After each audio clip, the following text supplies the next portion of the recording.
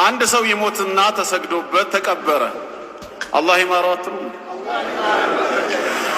ከዛ ከኢሻ ሰላት በኋላ ጀናዛ መሸከሚያውን ሊመልሱት ይዘውት ወደ መስጂድ ሲመጡ ሰዓቱ ሄዶ ስለነበር መስጂዱ ተዘግቷል።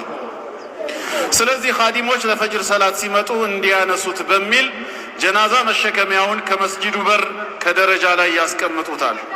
ነገር ግን ሌሊት 9 ሰዓት ተኩል አካባቢ አንድ ሰውዬ ወደ መስጂዱ ሲመጣ መስጂዱ ዝግ ሆኖና በረንዳው ተከፍቶ አገኘው። የተወሰነ ቢጠብቅም መስጂዱን የሚከፍትለት ሰው አጣ። ብርዱ በጣም ሲበረታበት ዞር ብሎ ሲያይ ጀናዛ መሸከሚያውን ካጠገቡ አገኘው። በውስጡም ብርድ ልብስ ነገር አለ።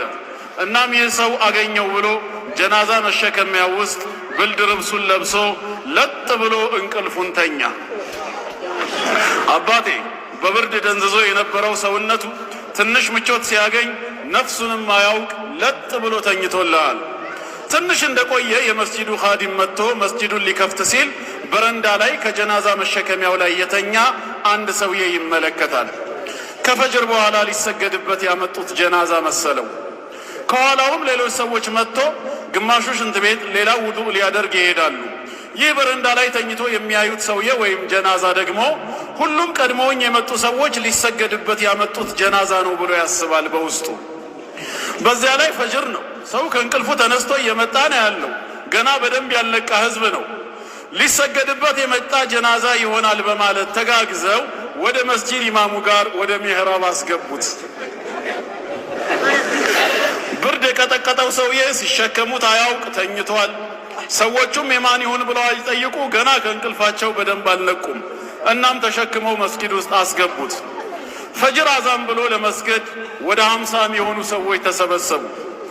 ይህንን ታሪክ የሚያስተላልፍልን ሰው እኔም ከሰጋጆቹ አንዱ ነኝ፣ የመጀመሪያው ሰፍ ላይ ነበርኩ ይላል። ከፈርድ በኋላ ልንሰግድበት ጀናዛው ከፊት ተደርጎ የፈጅር ሰላት እየሰገድን ነው። ልክ ለሁለተኛው ረካዓ ስንነሳ ጀናዛው ሲንቀሳቀስ አየሁ። ጀናዛው ሲንቀሳቀስ አየሁ። እንዴ አይኔ ነው ወይስ ምንድን ነው ብዬ አይኔን አበስኩ። ጨፍኜም ገለጥኩ። መንቀሳቀሱን ግን አልተወም። በቃ እንቅልፍ አለቀቀኝም ይሆናል ብዬ አሰብኩ።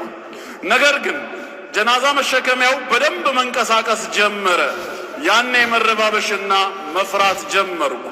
ይህ የተኛው ሰውዬ ከብርድ ልብሱ ውስጥ ድንገት አንገቱን አውጥቶ ሰገዳችሁ ብሎ ጠየቀ። ያኔ ሁሉም ሰዎች ደንግጦ መተረማመስና መሮጥ ጀመሩ። እኔም አጠገቤ ከነበረው በር ወጥቼ በባዶ እግሬ ሮጥኩኝ። ወደ 1 ኪሎ ሜትር ያክል የሚርቀውን ቤቴን በትንሽ ደቂቃዎች ነው የደረስኩት። ደግሞም ባዶ እግሬ መሆኔንም የማውቀው ነገር የለም።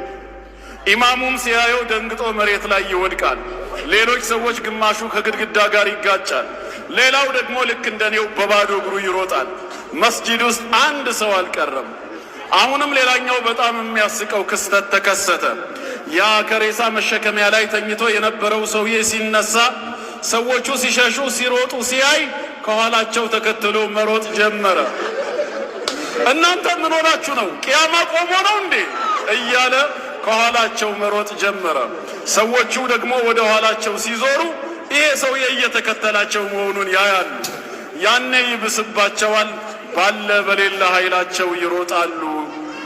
ሰላታቸውን በዚህ መልኩ አቋርጠው ሁሉም ሮጡ ይለናል በቦታው የነበረ አንድ ሰጋጅ።